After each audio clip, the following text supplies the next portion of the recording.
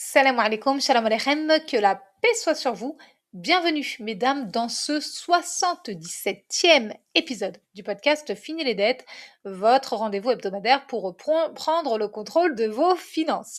Ici, nous parlons d'argent entre femmes, sans tabou ni langue de bois. Aujourd'hui, j'aborde un sujet peu abordé, peu exploité parce qu'il apparaît souvent comme très complexe. Il s'agit de la gestion des revenus d'entrepreneurs. Contrairement à ce que tu pourrais croire, c'est beaucoup plus simple qu'il n'y paraît. Mais avant d'aller plus loin, je me présente pour celles qui ne me connaissent pas encore. Je suis Malika de Riche, écrivaine, rentière dans l'immobilier éco-responsable et stratège budgétaire. Si tu as envie de savoir comment gérer son argent quand on est chef d'entreprise, installe-toi confortablement, prends de quoi noter, abonne-toi si ce n'est pas encore fait et partage cet épisode à au moins une femme que tu connais. Je suis certaine qu'elle te remerciera et moi aussi. Ce 77e épisode du podcast Fini les dettes se compose de 4 parties. Partie 1, entrepreneur et chef d'entreprise, c'est la même chose. Partie 2, comment gérer son argent quand on est entrepreneur. Partie 3, mettre en place la bonne stratégie. Partie 4, bilan de l'épisode et défi de la semaine. C'est parti. Partie 1, entrepreneur et chef d'entreprise, c'est la même chose. Je suppose que si tu écoutes cet épisode, c'est que tu es soit entrepreneur, soit que tu aspires à le devenir, que tu y penses ou que tu t'y prépares. Quelle que soit l'étape où tu en es aujourd'hui, actuellement, il est très important de savoir et de garder en tête qu'être entrepreneur, c'est être chef d'entreprise. Au sens juridique du terme, entreprendre signifie créer une activité dans le but d'en générer des revenus, de gagner de l'argent. C'est exactement ce que fait une chef d'entreprise. En France, selon l'INSEE, il y a plus de 4 millions d'entreprises actives et 60% d'entre elles n'ont aucun salarié. Cela signifie que la majorité des entreprises françaises sont dirigées par une seule personne. Je suis moi-même chef d'entreprise depuis 2014. J'ai créé 3 activités, 3 entreprises. Mon entreprise de mode, j'étais styliste, créatrice de mode, c'était génial. Je créais et vendais des collections de vêtements et accessoires pour femmes. J'ai déposé et protégé ma marque Malika de Riche, qui existe encore et qui est, comme je viens de te le dire, déposée et protégée. J'ai créé le site Ma vie est une tendance avec son blog. Je publiais au moins un article par semaine, chaque dimanche. C'était vraiment très très chouette, c'est un excellent souvenir. Il y avait en moyenne 2000 visiteurs par mois. Alors évidemment, à l'échelle internationale ou comparé à de grosses marques, c'est très très peu. Mais pour moi qui débutais, c'était juste énorme. Ensuite, j'ai créé mon activité littéraire. Tu le sais, hein, je suis autrice publiée depuis 2017. D'ailleurs, j'ai un site web sur lequel tu peux retrouver toute mon actualité. Tu trouveras le lien dans la barre d'infos. Et puis, j'ai créé Locatome, qui est le nom de ma SASU immobilière, donc pour mon activité immobilière. Là encore, c'est une marque déposée et protégée. Personne n'a le droit de l'utiliser sans mon accord. Pendant plusieurs années, j'ai donc jonglé avec différents statuts, de la micro-entreprise à la SASU, et j'ai constaté qu'en France, depuis la création du statut d'auto-entrepreneur, il y a une forme de hiérarchie, alors consciente ou inconsciente, je ne sais pas, mais une forme de hiérarchie qui s'est créée, mettant d'un côté celles qu'on considère comme de vrais chefs d'entreprise, parce qu'elles ont des sociétés, sociétés anonymes, SAS, SASU, SSCI, etc. Et de l'autre côté, les auto-entrepreneurs qui sont perçus souvent comme des mamans qui jouent à la dinette en espérant gagner de l'argent. Et cette vision des femmes auto-entrepreneurs est valable que tu sois mère ou pas. Le vrai problème, ce n'est pas tant le regard des autres, la perception qu'ont les autres sur toi. Le vrai problème vient de la perception que tu as de toi-même, tes croyances autour de l'entrepreneuriat et donc de l'argent que tu gagnes avec ça, et ta façon de percevoir ton activité. Je le répète, être chef d'entreprise, être entrepreneur, c'est être chef d'entreprise. Même si tu es seul dans ton activité, même si tu es freelance ou indépendante, tu diriges une entreprise. La manière dont tu perçois ton activité va influencer tes décisions financières, tes investissements et ton développement. Selon l'INSEE, en 2023, 60% des entreprises créées en France l'ont été sous le statut de l'auto-entrepreneuriat. Cela signifie que ce statut-là est devenu la porte d'entrée principale de l'entrepreneuriat. Donc, peu importe ce qu'en pensent les autres, qui très souvent ne sont pas chefs d'entreprise, le plus important reste la rentabilité, la stratégie, la gestion de l'argent. C'est ce qui est le plus important et c'est ce que nous allons voir maintenant. Partie 2, comment gérer son argent quand on est entrepreneur. Pour gérer tes revenus d'activité, il y a plusieurs choses à prendre en compte. Petit 1, comprendre que l'argent que tu gagnes via ton travail, le service ou le produit que tu vends, c'est ton revenu d'activité. C'est l'argent de ton entreprise. Petit 2, ta vision moyen-long terme, c'est-à-dire sur 3, 5 à 10 ans. De manière générale, on considère qu'une entreprise est viable, qu'elle va vivre, quand elle passe le cap des 3 à 5 ans d'activité. Si tu ne sais pas ce que tu veux pendant ton activité, il est temps d'y réfléchir sérieusement. Petit 3, ta vie actuelle, c'est-à-dire ton âge, ton état de santé, ton lieu de vie, là où les personnes avec qui tu vis, tes besoins réels. Petit 4, ce que tu fais en dehors de ton activité, ton quotidien, tes habitudes, ce que tu prévois. Par exemple, voyager, financer les études de tes enfants, accueillir un nouveau membre dans ton foyer, déménager ou emménager, etc. Une fois que tous ces points sont clairs, tu as 2 façons de gérer tes revenus. La première consiste à réinvestir chaque centime d'euro gagné grâce à ton activité dans son développement, donc pour développer ton entreprise. La seconde manière consiste à utiliser tes revenus d'activité pour ta vie quotidienne ou pour tes extras. La différence entre ces 2 manières de gérer tes revenus d'activité vient de ta façon de concevoir ton activité.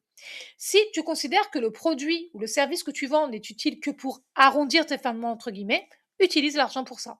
Si tu considères que le produit ou le service que tu vends est une activité à part entière, distingue tes revenus d'activité de tes autres revenus. De toute manière, dans les 2 cas, tu vas les déclarer, ces revenus. Dans les 2 cas, tu vas payer des taxes. Donc, dans les 2 cas, je te conseille d'appliquer ce qu'on appelle la règle des 4 enveloppes. Moi, je dirais qu'il y en a 3 en fonction de l'avenir que tu vois pour ton entreprise. L'idée, c'est que dès que tu encaisses de l'argent, tu le répartis immédiatement dans les 4 enveloppes. Ça, je pense que tu l'as compris. L'enveloppe numéro 1, en général, les orales, mais il faut y penser dès que tu touches de l'argent. L'enveloppe numéro 1, c'est charges et impôts. En France, selon ton statut, les charges peuvent représenter entre 22% et plus de 45% du chiffre d'affaires ou du revenu.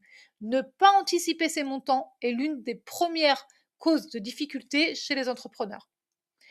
Enveloppe numéro 2, dépenses de l'entreprise je bégaye. Dépenses de l'entreprise pour ton site internet, tes outils, ton matériel, ta communication, ta formation, etc.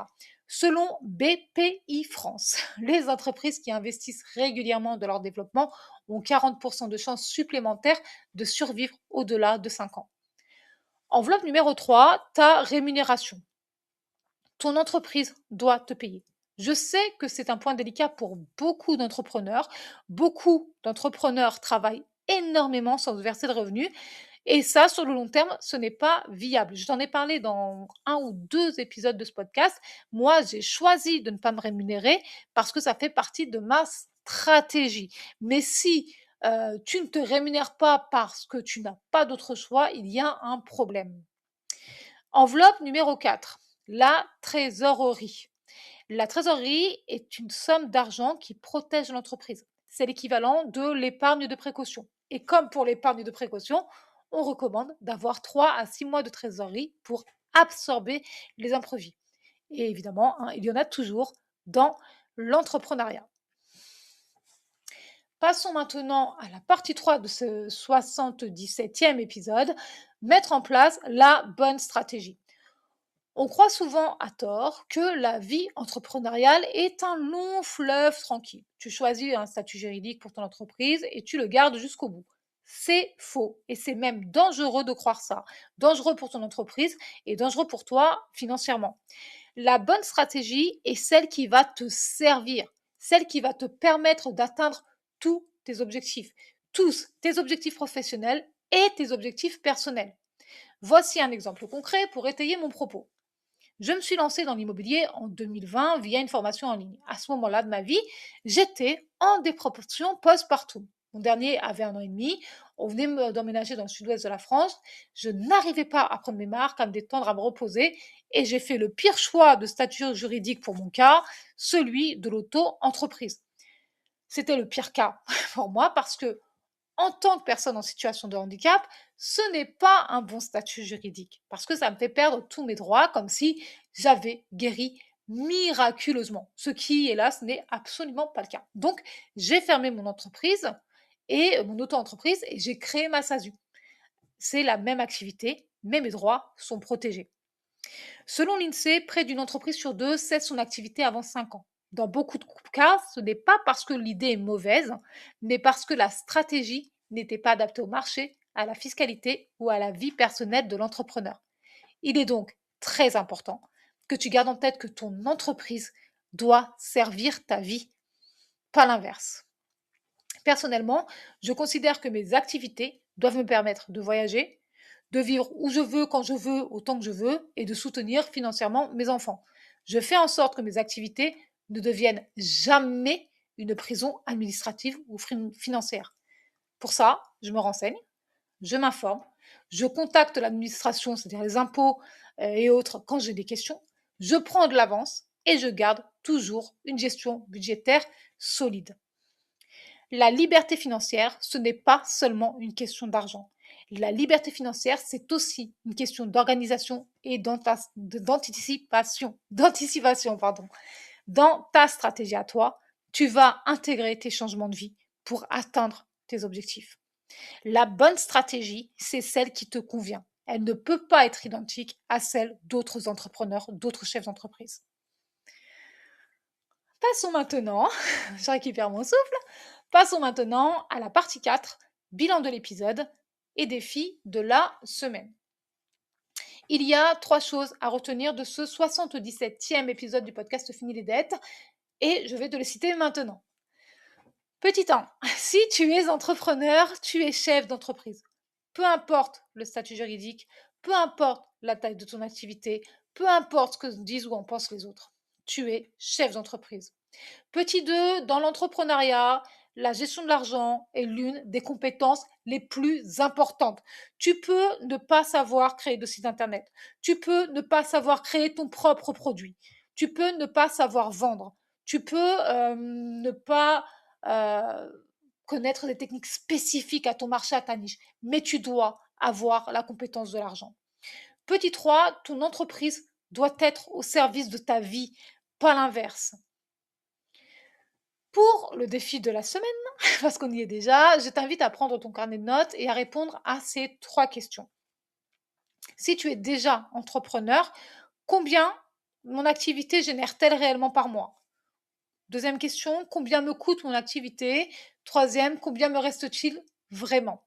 Tu serais surprise de voir combien d'entrepreneurs travaillent dur sans jamais faire ce calcul, alors qu'il est la base de toute stratégie financière. C'est en ayant ces réponses-là sous les yeux que tu vas ajuster cette stratégie pour que ton entreprise soit au service de ta vie et que tu ne passes pas ta vie à penser qu'aux problèmes liés à ton entreprise. Cet épisode est maintenant terminé. Pour aller plus loin, mon livre Fini les dettes est disponible en barre d'infos. On se retrouve ici même mardi prochain à 14h. En attendant, prends grand soin de toi et de tes finances et n'oublie pas, la réussite est entre tes mains. Bye bye!